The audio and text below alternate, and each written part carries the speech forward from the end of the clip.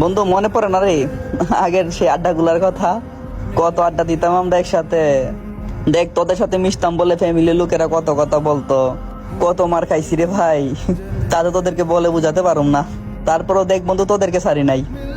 আছে টাকা কামানোর জন্য আমি বিন্দেশি, কিন্তু এখান থেকেও তোদের কথা মনে পড়ে, আর চোখ দিয়ে অবিরত পানি পড়ে রে ভাই। দেখ ভাই, তোদের সাথে কাটানো কিছু মুহূর্ত আছে যেটা কখনো ভুলার মতন না। রাত করে একসাথে বাড়ি ফিরতাম, হাতে হাত ধরে চলতাম। মনে আছে আমাদের বেশিরভাগ খেলা কিন্তু তোর জুম্মার নামাজের পরে হতো।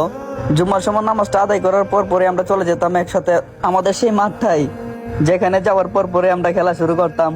খেলা শেষ করার পর পরে চলে যেতাম চাচার ওই চায়ের দোকানে। সেখানে যাওয়ার পর পরে শুরু হইতো বিল নিয়ে দ্বন্দ্ব।